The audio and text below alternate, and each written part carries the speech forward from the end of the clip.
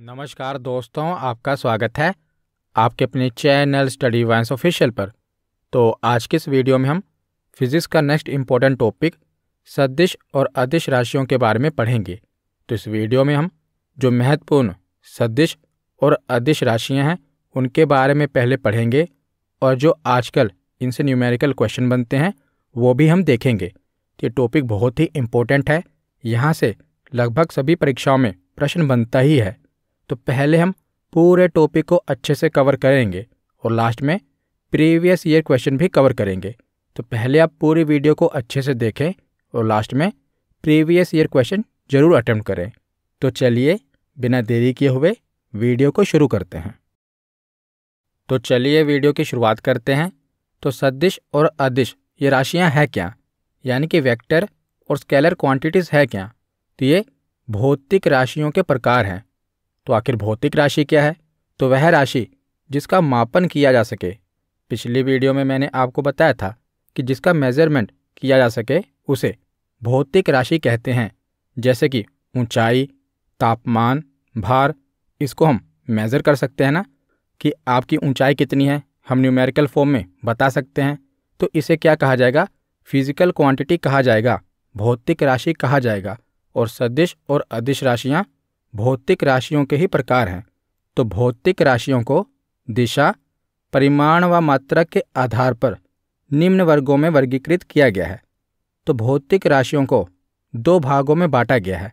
पहला है मापन और मात्रा के आधार पर, यानी कि मेजरमेंट और यूनिट के आधार पर। तो पिछली वीडियो में हमने ये वाला पार्ट कवर कर लिया है, मापन और मात्रा के आधार पर कवर कर लिया है। अगर आपने वो वीडियो नहीं देखी तो फिजिक्स के प्लेलिस्ट में जाकर जरूर देख लेना। तो आज की इस वीडियो में हम भौतिक राशियों का जो दूसरा भाग है, दिशा और परिमाण के आधार पर, डायरेक्शन और मैग्नीट्यूड के आधार पर, इसको देखेंगे। तो दिशा और परिमाण के आधार पर भौतिक राशियों को दो भागों में बांटा गया है, सदिश राशि वेक्टर क्वांटिटीज़ और अदिश राशि स्केलर क्वांटिटीज़।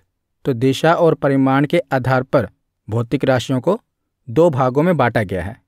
तो सबसे पहले है सदिश राशियां, यानी कि वेक्टर क्वांटिटीज़। तो सदिश राशियां कौन सी होती हैं?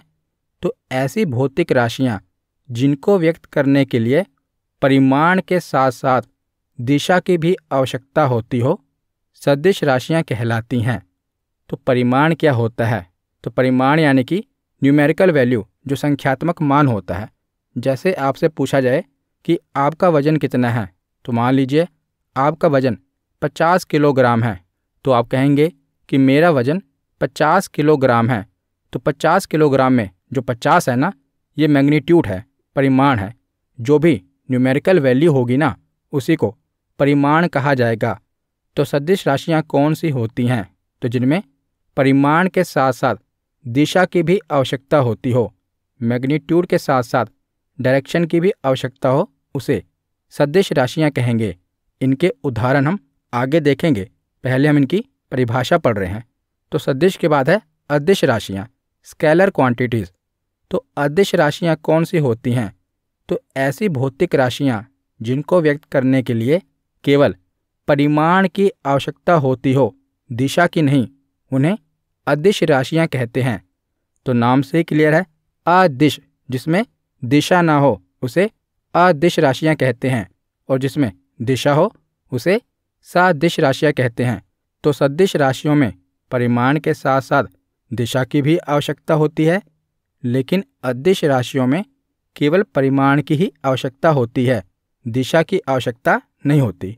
तो मैं आपको एक उदाहरण से समझाता हूँ, इसके बाद हम जो सदिश राशियाँ हैं और अदिश राशियाँ हैं, इनके जो उदाहरण एग्जाम में पूछे जाते हैं वो देखेंगे। पहले मैं आपको बस एक बेसिक अंडरस्टैंडिंग दे रहा हूँ। जैसे ये साइन बोर्ड है, इसके ऊपर लिखा है गांधीनगर 40 किलोमीटर। तो यहाँ पर ये बताया गया है कि जो गांधीनगर है वो 40 किलोमीटर है, पर 40 किलोमीटर किस दिशा में सीधे जाना है, दाएं मुड़ना है या बाएं मुड़ना है? तो दिशा यहाँ पर नहीं बताई गई। तो 40 किलोमीटर क्या है? परिमाण है। मैग्नीट्यूड तो बताया गया है पर दिशा नहीं बताई गई, तो इसे क्या कहा जाएगा? तो अदिश राशि कहा जाएगा। दूसरे केस में देखिए कि गांधीनगर 40 किलोमीटर है और साथ में दिशा भी बताई गई है कि दाईं ओर है। तो यहाँ पर परिमाण भी बताया गया है और दिशा भी बताई गई है। तो इसे क्या कहा जाएगा? तो सदिश राशि कहा जाएगा। तो अब हम जो प्रमुख अदिश राशियां हैं वो देख लेते हैं, जो कि आपकी परीक्षा में पूछी जाती हैं। तो यहाँ से बहुत सारे प्रश्न पूछे जाते हैं कि बताइए निम्नलिखित में से कौन सी अदिश राशि है, कौन सी सदिश राशि है। तो पहले हम पढ़ लेते हैं, फिर मैं आपको इसकी ट्रिक बता दूंगा कि कैसे आपको ये याद रहेगी। वैसे तो अगर आप कॉमन सेंस लगाएंगे ना, थोड़ा सोचेंगे, तो आपको वैसे ही पता चल जाएगा कि अदिश राशि कौन सी है और सदिश राशि कौन सी है। तो जिसमें दिशा की आवश्यकता हो वो सदिश है, जिसमें दिशा की आवश्यकता ना हो वो अदिश है। जैसे कि दूरी, तो दूरी में कोई दिशा की आवश्यकता नहीं होती। जैसे मान लीजिए आप अपने घर से निकलें और गोल गोल घूमकर फिर अपने घर पर आ गए, तो आपने दूरी तो तय की परंतु कोई निश्चित दिशा नहीं थी। तो ये क्या है? अदिश राशि है। दूरी हो गई, द्रव्यमान हो गया, तापमान हो गया, जैसे कि टेम्परेचर। जैसे जब आपको बुखार होता है तो डॉक्टर आपको यही बताता है ना कि 102 डिग्री या 103 डिग्री फ़ारेनहाइट बुखार है। वो कभी ये तो नहीं बताता ना कि 103 डिग्री उत्तर दिशा की ओर बुखार है, तो कभी दिशा नहीं बताता। तो तापमान क्या होगा? अदिश राशि होगी। जो ऊर्जा है, एनर्जी है, ये क्या है? अदिश राशि है। जब आप खाना खाते हैं तो आपके शरीर को एनर्जी मिलती है। तो जो एनर्जी मिलती है, ऐसा तो नहीं है कि उत्तर दिशा में ज़्यादा मिल रही है, दक्षिण दिशा में कम। तो इसमें कोई दिशा नहीं होती।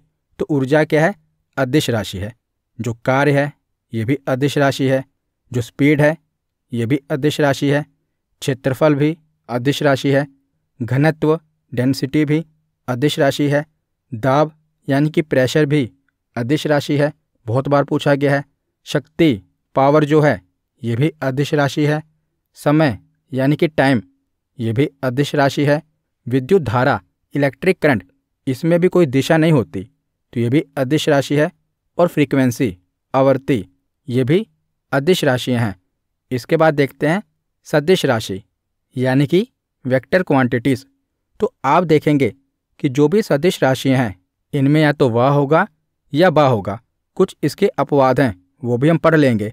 कुछ अदिश राशियाँ हैं उनमें भी वाह या बा लगा हुआ है, पर फिर भी वो अदिश राशियाँ हैं। पर मैंने आपको बताया ना कि जहाँ पर कन्फ्यूज़न होगी वहाँ पर आप अपना कॉमन सेंस लगाना कि इसमें दिशा है या नहीं है। वैसे जो सदिश राशियाँ हैं ज़्यादातर इनमें वाह या बा देखने को मिलेगा। जैसे विस्थापन यानी कि डिस्प्लेसमेंट, तो इसमें भी वाह है, तो ये सदिश राशि होगी। तो विस्थापन और दूरी में फ़र्क क्या होता है? तो विस्थापन और दूरी में ये फ़र्क होता है, विस्थापन का मतलब होता है न्यूनतम दूरी, यानी कि एक निश्चित दिशा में जो न्यूनतम दूरी होती है ना, उसे विस्थापन कहा जाता है। तो अगर मैं आपको उदाहरण से समझाऊं, जैसे जब आपको स्कूल में प्यास लगती थी तो आप मैडम या सर से पानी पीने के लिए पूछकर जाते थे और डायरेक्ट जहाँ पर वाटर कूलर या पानी की टूटी होती थी वहाँ पहुँच जाते थे और पानी पी लेते थे। उसके बाद लेकिन पानी पीने के बाद जब आप क्लास वापस आते थे, डायरेक्ट सीधा नहीं आते थे, गोल गोल घूमकर तब आते थे। तो जब आप क्लासरूम से पानी पीने के लिए गए तो वो क्या होगा? तो वो विस्थापन होगा। एकदम न्यूनतम दूरी है एक निश्चित दिशा में। लेकिन जब पानी पीने के बाद आप क्लासरूम वापस आते थे तो कोई निश्चित दिशा नहीं होती थी, तो उसे दूरी कहा जाएगा। तो विस्थापन में क्या होता है? ये न्यूनतम दूरी होती है और इसमें एक निश्चित दिशा होती है। तो ये सदिश राशि है। इसके बाद है वेग यानी कि वेलोसिटी, तो ये भी सदिश राशि है। त्वरण यानी कि एक्सेलरेशन, आप देख रहे हैं कि सब में वह है, तो विस्थापन, वेग में भी वह है, त्वरण में भी वह है, तो ये क्या है? ये सदिश राशि है। संवेग, इसमें भी वह है। मोमेंटम, तो ये भी सदिश राशि है।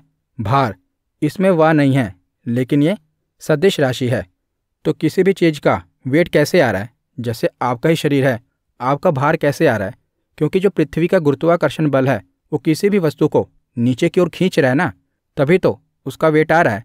तो भार क्या है? सदिश राशि है। आवेग, ये भी सदिश राशि है। बल यानी कि फोर्स, ये भी सदिश राशि है। तो मैंने आपको बताया कि या तो वाह होगा या तो बा होगा, तो ये भी सदिश राशि है। तो कोणीय विस्थापन, तो अगर विस्थापन सदिश राशि है तो कोणीय विस्थापन भी सदिश राशि ही होगी। कोणीय वेग ये भी सदिश राशि है। कोणीय त्वरण, ये भी सदिश राशि है। कोणीय संवेग, ये भी सदिश राशि है। और चुंबकीय क्षेत्र, इसमें बा है, ये भी सदिश राशि है। तो देखिए, जो अदिश राशि है ना, इसमें आप देखेंगे तो घनत्व, दाब, विद्युत धारा और आवर्ती, इनमें वा और बा देखने को मिलेगा।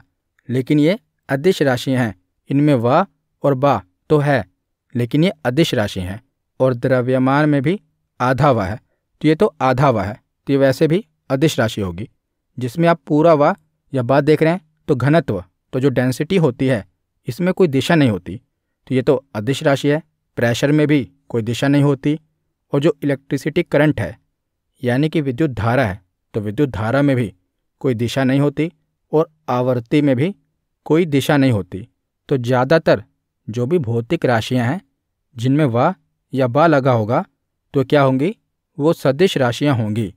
तो इसके बाद आगे हम सदिशों का निरूपण देख लेते हैं, यानी कि वेक्टर क्वांटिटीज़ का रिप्रेजेंटेशन देख लेते हैं। तो सदिशों को निरूपित करने के लिए, उनको रिप्रेजेंट करने के लिए किसी भी भौतिक राशि के ऊपर तीर के चिन्ह का प्रयोग किया जाता है। और यहाँ पर जो तीर का माथा होता है उसकी दिशा को बताता है। तो मैंने आपको बताया ना कि जो सदिश राशियाँ होती हैं उनमें परिमाण भी होता है और डायरेक्शन भी होती है।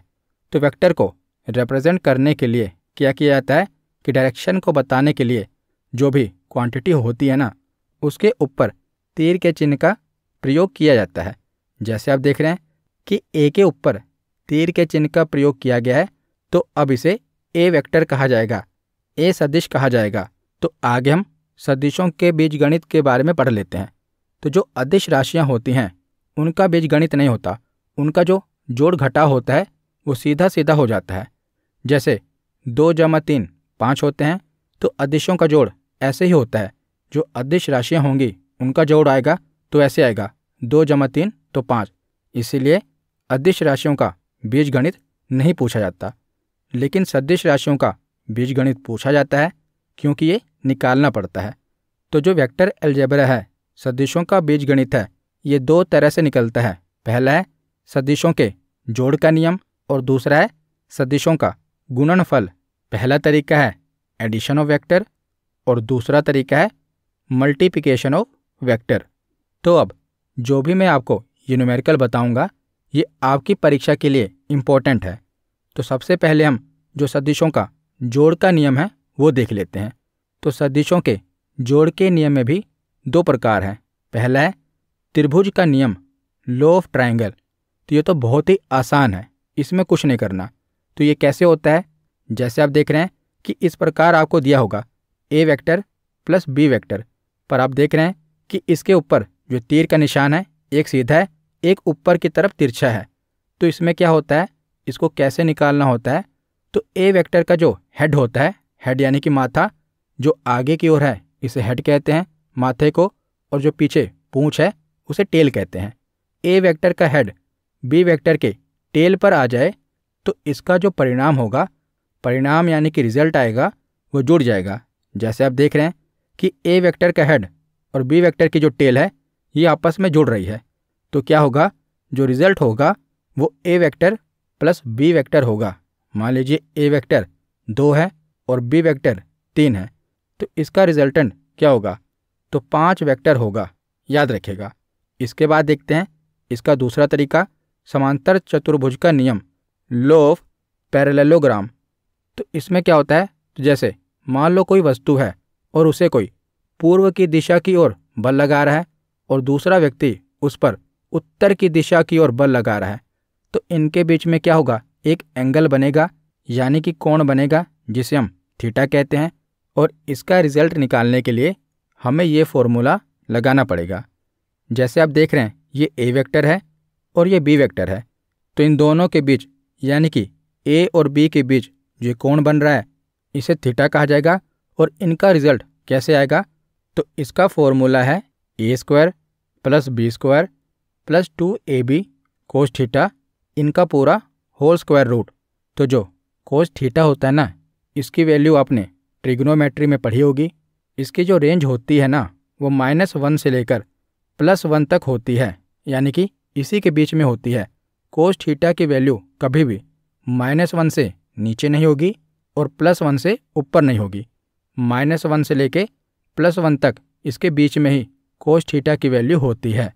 जैसे इसका उदाहरण देखते हैं, और ये प्रश्न एग्जाम में पूछा गया है कि यदि किसी वस्तु पर पूर्व की दिशा में 3 न्यूटन का बल लगता है तथा उत्तर की दिशा में 4 न्यूटन का बल लगता है तो परिणामी बल क्या होगा। तो यहाँ पर बताया गया है कि जो वस्तु है पूर्व की ओर उसमें 3 न्यूटन का बल लग रहा है और उत्तर की ओर 4 न्यूटन का बल लग रहा है, तो इसका परिणामी बल क्या होगा। तो आपको पता ही है कि उत्तर की दिशा ऊपर की ओर होती है, तो ऊपर की ओर 4 न्यूटन का बल लग रहा है और पूर्व की ओर 3 न्यूटन का बल लग रहा है, और इन दोनों के बीच में जो कोण बन रहा है, और आपको पता ही है कि जब भी ऐसी रेखा होती है, एक उत्तर की ओर है और एक पूर्व की ओर है, तो इनके बीच में 90 डिग्री का एंगल बनेगा। तो ए को हम 3 न्यूटन मान लेते हैं और बी को 4 न्यूटन। तो इसका रिजल्ट परिणाम कैसे निकलेगा, तो मैंने आपको फॉर्मूला बताया है कि a² + b² + 2ab cos theta का होल स्क्वायर रूट। तो इसमें आप वैल्यू फिल कर दो। a² कितना आएगा, a की वैल्यू है 3, तो 3 का स्क्वायर। b की वैल्यू कितनी है 4, तो 4 का स्क्वायर। 2ab, 2 तो 2 आ जाएगा, a की जगह 3 आएगा, b की जगह 4 आ जाएगा। मल्टीप्लाई होगा कोस थीटा से, तो कोस थीटा, थीटा की वैल्यू कितनी है 90 डिग्री है, तो कोस 90 डिग्री की वैल्यू कितनी होती है, तो 0 से लेके 90 डिग्री तक आपने पढ़ा होगा ट्रिग्नोमेट्री में, तो कोस 90 डिग्री की वैल्यू 0 होती है। तो अब आप इसको सोल्व कर दो, तो 25 का स्क्वायर रूट आएगा, जिसका आंसर होगा 5 न्यूटन। तो इसका परिणाम कितना आएगा, तो 5 न्यूटन इसका परिणाम आएगा। अब हम अगला कंसेप्ट समझ लेते हैं। तो ये सभी कंसेप्ट आपकी परीक्षा के लिए इम्पोर्टेंट है और ये आजकल परीक्षा में पूछे जा रहे हैं। तो इसमें क्या है, तो 2 तरह के परिणाम आपसे पूछे जाते हैं। एक तो इसका अधिकतम मान क्या होगा और एक न्यूनतम मान क्या होगा, यानी कि जो भी रिजल्ट आएगा इसकी मैक्सिमम वैल्यू कितनी हो सकती है या इसकी मिनिमम वैल्यू कितनी हो सकती है। ये जब आपसे पूछा जाएगा तो आपको कैसे बताना है। तो पहले मैं आपको थोड़ा कंसेप्ट समझा देता हूँ, फिर तो चुटकियों में आप निकाल लेंगे। तो जो फॉर्मूला मैंने आपको बताया था, फॉर्मूला सेम ही है, तो इसकी वैल्यू चेंज कैसे हो सकती है, यानी कि ए की वैल्यू और बी की वैल्यू में कोई चेंजेस नहीं है, तो चेंज आएगा कहाँ से, तो कोस थीटा की वैल्यू से चेंज हो सकती है।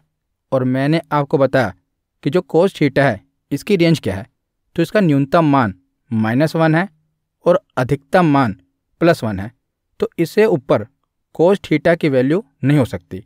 तो पहले हम देख लेते हैं कि जो रिजल्ट आ रहा है, परिणाम आ रहा है, अगर कोस थीटा की वैल्यू अधिकतम हो तो कितना रिजल्ट आएगा। तो यहाँ पर हम देख लेते हैं कि a² + b² + 2ab और मल्टीप्लाई जो कोस थीटा की वैल्यू है वो +1 ले लेते हैं। तो अगर हम +1 लेंगे तो जो 2ab है इसकी चाहे जो भी वैल्यू आए, अगर उसको 1 से मल्टीप्लाई करेंगे तो वैल्यू तो सेम ही रहेगी ना, क्योंकि 1 से मल्टीप्लाई हो रही है। तो 1 से मल्टीप्लाई होने पर क्या बन जाएगा, a² + b² + 2ab। तो ये किसका फॉर्मूला है, आपको याद आ रहा होगा कि a + b के होल स्क्वायर का फॉर्मूला होता है ना, a² + b² + 2ab। तो a² + b² + 2ab को अब हम लिख देंगे a + b का होल स्क्वायर, और स्क्वायर के साथ आपको पता है कि रूट कैंसिल हो जाता है, तो बचा क्या, a + b। तो अब आपको पूरा फॉर्मूला नहीं लिखना, जब भी आपसे अधिकतम मान पूछा जाए तो a + b कर देना है। a की वैल्यू अगर 2 है और b की वैल्यू 3 है, तो अधिकतम मान क्या होगा, 2 + 3 5। अब आपको पूरा फॉर्मूला नहीं लिखना है। मैं चाहता तो आपको ये डायरेक्ट फॉर्मूला बता देता कि अधिकतम मान का फॉर्मूला होता है a + b, पर पहले मैंने आपको समझा दिया कि a + b बना कैसे, यानी कि ये फॉर्मूला निकला कैसे। तो जब भी अधिकतम मान पूछा जाए तो a + b है। अब न्यूनतम मान देख लेते हैं। तो अधिकतम कोस थीटा की वैल्यू +1 हो सकती है और न्यूनतम कितनी हो सकती है, -1। तो अब कोस थीटा की जगह -1 फिल कर देंगे। तो जो 2ab है ना, इसको अगर हम -1 से मल्टीप्लाई करेंगे तो -2ab हो जाएगा। तो a² + b² - 2ab ये किसका फॉर्मूला होता है, तो ये a माइनस बी के होल स्क्वायर का फॉर्मूला होता है। तो यहाँ पर स्क्वायर से रूट कट गया तो a माइनस बी बचा। तो जब भी अधिकतम मान पूछा जाएगा तो a प्लस बी होगा, और जब न्यूनतम मान पूछा जाएगा तो वो a माइनस बी होगा। इसके हम कुछ उदाहरण देख लेते हैं जो कि एग्ज़ाम में पूछे गए हैं। तो जैसे कि प्रश्न है कि 12 न्यूटन तथा 8 न्यूटन परिमाण के दो बल एक वस्तु पर कार्यरत हैं और वस्तु पर लगने वाला परिणामी बल का अधिकतम मान क्या होगा। तो यहाँ पर अधिकतम मान पूछा गया है। तो मैंने आपको बताया कि अधिकतम मान कैसे निकलता है। तो दोनों को आपस में जोड़ दो, a प्लस बी। तो 12 प्लस 8 इसका आंसर कितना आएगा, तो 20 न्यूटन इसका आंसर आएगा। तो ये कितना आसान सवाल था जो कि रेलवे की परीक्षा में पूछा गया था। लेकिन अगर आपका ये कंसेप्ट क्लियर ना होता तो ये सवाल आपसे छूट जाता, जबकि कितना आसान है। अधिकतम मान कैसे निकलेगा, तो a प्लस बी 12 जमा 8 20 न्यूटन इसका आंसर होगा। अगला प्रश्न है कि अगर किसी वस्तु पर 3 न्यूटन और 4 न्यूटन का बल आरोपित हो रहा हो तो निम्न में से कौन सा परिणामी का परिमाण नहीं हो सकता। यहाँ पर यह पूछा गया है कि कौन सा मान नहीं हो सकता। तो देखिए इसे हम कैसे निकालेंगे, तो हम अधिकतम मान निकाल लेंगे और न्यूनतम मान निकाल लेंगे। तो कोई भी जो रिजल्ट होगा वो अधिकतम मान और न्यूनतम मान के अंदर ही होगा ना, उससे नीचे या उससे ज़्यादा तो हो नहीं सकता। तो जैसे मान लो यहाँ 4 न्यूटन को हम a मान लेते हैं और 3 न्यूटन को b मान लेते हैं। तो इसका अधिकतम मान होगा 7 न्यूटन और न्यूनतम मान होगा 1 न्यूटन। यानी कि जो इसका रिजल्ट आएगा वो 1 न्यूटन से लेकर 7 न्यूटन तक आ सकता है। तो यहाँ पर यह पूछा गया है कि क्या नहीं हो सकता। तो 2 न्यूटन ये हो सकता है, क्योंकि 1 से लेकर 7 के बीच में 2 तो आ ही सकता है। 5 न्यूटन ये भी हो सकता है। 6 न्यूटन ये भी हो सकता है। लेकिन 8 न्यूटन ये नहीं हो सकता। तो क्यों नहीं हो सकता, क्योंकि जो अधिकतम मान है, मैक्सिमम वैल्यू है, वो 7 न्यूटन है। 7 न्यूटन से ऊपर तो हो ही नहीं सकती और 1 न्यूटन से नीचे नहीं हो सकती। तो जो 8 न्यूटन है ये इसका परिमाण नहीं हो सकता।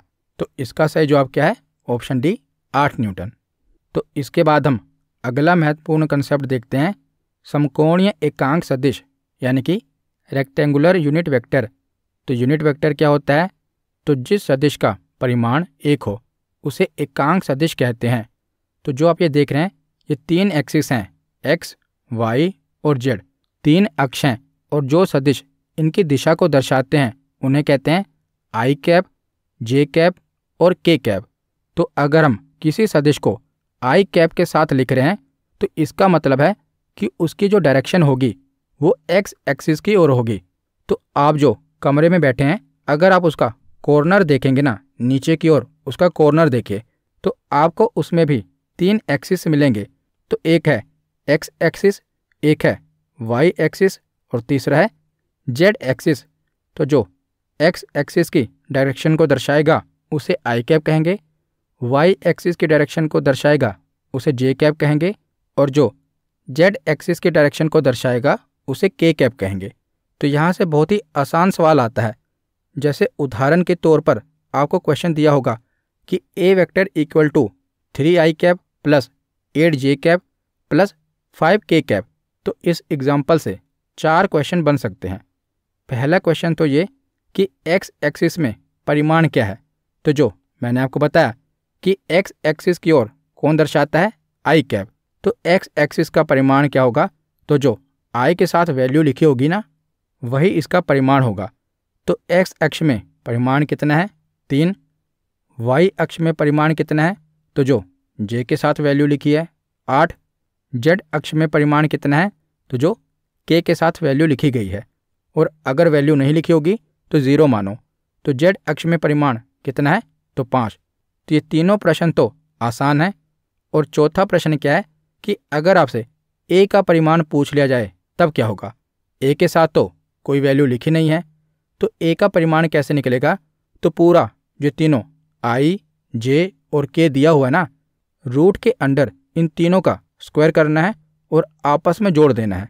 जैसे आप देख रहे हैं कि a का परिमाण कैसे निकाला जाएगा, तो 3 का स्क्वायर करो, 8 का स्क्वायर प्लस 5 का स्क्वायर, और इनको आपस में जोड़ दो तो 98 आ रहा है। तो 98 का स्क्वायर रूट इसका आंसर आ जाएगा। तो इसके हम कुछ उदाहरण देख लेते हैं। तो जैसे पहला प्रश्न है कि यदि b equal to 4i plus 6j plus 2k है तो b का परिमाण ज्ञात करें। तो b का परिमाण आपको बताना है। तो b का परिमाण कैसे निकलेगा? मैंने आपको बताया ना कि इन तीनों का स्क्वायर करके आपस में जोड़ दो और उसका जो अंडर रूट होगा वही इसका आंसर होगा। तो 4 का स्क्वायर 16, 6 का 36 और 2 का 4। तो 36, 16 और 4 तो ये कितना हुआ? तो 56 यानी कि 56। तो 56 का स्क्वायर रूट इसका आंसर होगा। अगला प्रश्न है कि सदिश 3i cap plus 4k cap y अक्ष पर प्रक्षेप होगा। तो यहाँ पर y अक्ष पर प्रक्षेप पूछा गया है। तो y अक्ष की ओर कौन दर्शाता है? तो j दर्शाता है, पर यहाँ पर j की वैल्यू तो दी नहीं। i जो है वो x एक्सिस की ओर दर्शाता है, k z एक्सिस की ओर दर्शाता है और जो j है वो y एक्सिस की ओर दर्शाता है, पर यहाँ पर k की वैल्यू नहीं दी है। तो मैंने आपको बताया कि जब वैल्यू ना दी हो तो आंसर कितना होगा? तो इसका आंसर होगा 0। ऑप्शन डी इसका सही जवाब है। तो सदिशों के जोड़ का नियम हमने देख लिया। अब हम सदिशों का गुणनफल देखते हैं, मल्टीप्लिकेशन ऑफ वेक्टर देखते हैं। तो मल्टीप्लिकेशन ऑफ वेक्टर दो तरह होता है। पहला है सदिशों का अदिश गुणनफल। तो अदिश गुणनफल किसे कहते हैं? तो जब ए और बी के बीच में डॉट होगा ना, इसे डॉट प्रोडक्ट कहते हैं। तो जो डॉट होता है ना, ये किसे सूचित करता है? तो ये अदिश गुणनफल को सूचित करता है। जैसे ए वेक्टर और बी वेक्टर के बीच में डॉट है तो इसे क्या कहा जाएगा? तो इसे सदिशों का अदिश गुणनफल कहा जाएगा। तो यदि कोई दो सदिश ए और बी एक दूसरे से थीटा कोण पर हों तो उसका अदिश गुणनफल A vector dot product B vector equal to A B cos theta होता है। यहाँ पर जो थीटा है वो ए और बी के बीच का कोण है। इसका उदाहरण हम आगे अभी देख लेंगे। तो सदिशों का जो अदिश गुणनफल होगा ना, तो जो रिजल्ट आएगा वो एक अदिश राशि होगी। तो सदिशों का अदिश गुणनफल एक अदिश राशि होती है, याद रखिएगा। और दूसरा तरीका क्या है? सदिशों का सदिश गुणनफल। तो सदिशों के सदिश गुणनफल को क्रॉस प्रोडक्ट से सूचित किया जाता है।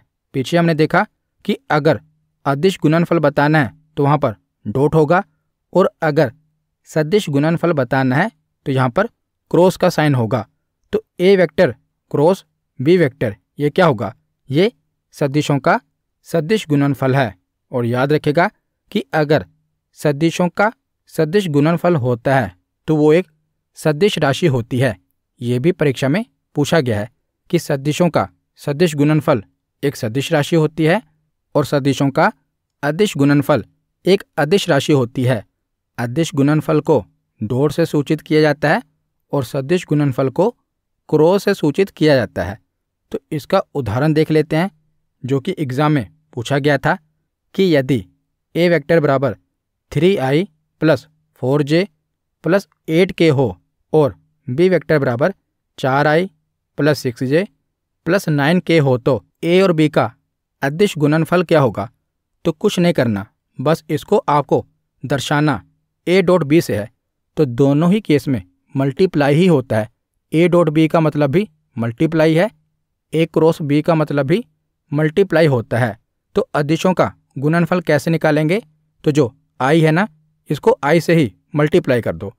जैसे 3 को 4 से मल्टीप्लाई कर दो 12 आएगा, 4 को 6 से मल्टीप्लाई कर दो 24, 8 को 9 से मल्टीप्लाई कर दो तो 72, और इनके बीच में जो भी साइन हो यानी कि प्लस का या माइनस का, उसी अकॉर्डिंग इसे कैलकुलेट कर लो। तो यहाँ पर आप देख रहे हैं कि प्लस का साइन है तो इन तीनों को आपस में जोड़ लो तो इसका आंसर क्या आएगा? तो 108। तो यहाँ पर हमारा थ्योरी सेक्शन कंप्लीट होता है। अब हम प्रीवियस ईयर क्वेश्चन देखते हैं। तो पहला प्रश्न है कि एक अदिश राशि में डैश होती है। तो अदिश राशि में केवल परिमाण होता है लेकिन कोई विशेष दिशा नहीं होती, या केवल दिशा होती है, या परिमाण और दिशा दोनों होते हैं, और चौथा ऑप्शन है कि ना तो परिमाण होता है और ना ही दिशा होती है। तो जो अदिश राशि होती है इसमें परिमाण तो होता है लेकिन दिशा नहीं होती। तो इसका सही जवाब होगा ऑप्शन ए। अगला प्रश्न है कि निम्न में से सदिश राशि को पहचानिए। ताप, दाब, संवेग और दूरी, इनमें से सदिश राशि कौन सी है? तो जो संवेग है ना, ये सदिश राशि है। ताप, दाब और दूरी, ये तीनों ही अदिश राशियां हैं। तो इसका सही जवाब होगा ऑप्शन सी। अगला प्रश्न है कि अदिश राशि के उदाहरण हैं। तो अदिश राशि के उदाहरण कौन से हैं? तो जो सदिश राशियां होती हैं, मैंने आपको बताया कि उनमें व या ब होता है, लेकिन ज़्यादातर अदिश राशियों में व या ब नहीं होता।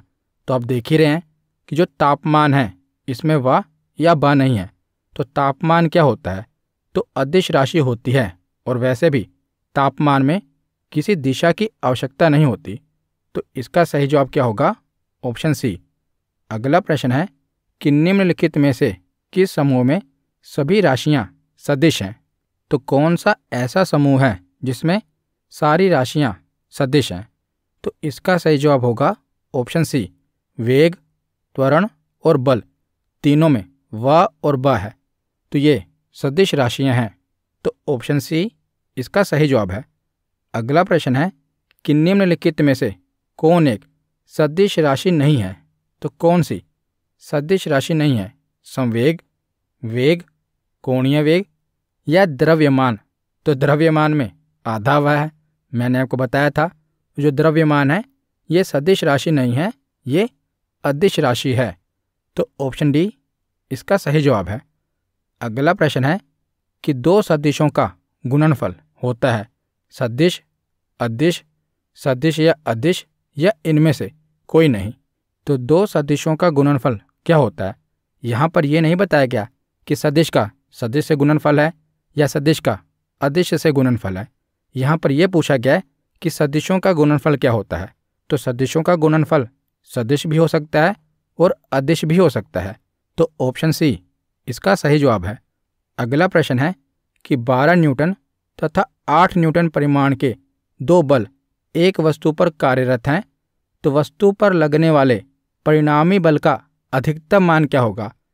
तो यहाँ पर अधिकतम मान पूछा गया है। तो अधिकतम मान कैसे निकालेंगे? दोनों को आपस में जोड़कर।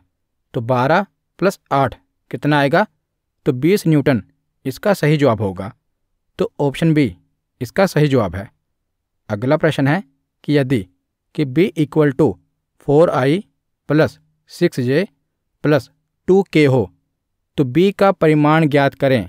तो यहाँ पर b का परिमाण पूछा गया है, तो सबका स्क्वायर करके आपस में जोड़ दो और इनका स्क्वायर रूट इसका आंसर होगा। तो 4 का स्क्वायर 16, 6 का 36 और 2 का 4। तो 16 + 36 + 4 कितने हुए? 56। तो इसका सही जवाब होगा 56 का स्क्वायर रूट। तो ऑप्शन बी इसका सही जवाब है। तो अगला प्रश्न है कि a वेक्टर = 3i + 4j, इसका परिमाण क्या होगा? तो यहाँ पर इसका परिमाण पूछा गया है। तो अगर k की वैल्यू नहीं दी है तो उसे हम 0 मानेंगे। तो इनका परिमाण पूछा गया है, तो इसमें भी इनका स्क्वायर रूट करके अंडर रूट इसका आंसर आएगा। तो 3 का स्क्वायर रूट कितना होता है? 9, और 4 का स्क्वायर रूट होता है 16। तो 16 × 9 कितना होगा? 25। तो 25 का स्क्वायर रूट कितना होता है? तो 25 का स्क्वायर रूट 5 होता है। तो इसका सही जवाब होगा ऑप्शन ए। तो आज का आखिरी प्रश्न है कि अदिश राशि ज्ञात कीजिए। तो दूरी, विस्थापन, बल या वेग, इसमें से अदिश राशि कौन सी है? तो जो दूरी है ना, ये अदिश राशि है। विस्थापन, बल और वेग ये सदिश राशियां हैं, लेकिन दूरी अदिश राशि है। तो इसका सही जवाब क्या होगा? तो ऑप्शन ए इसका सही जवाब है। तो आज की वीडियो यहीं पर ख़त्म होती है। कैसी लगी ये वीडियो कमेंट सेक्शन में ज़रूर बताना। धन्यवाद।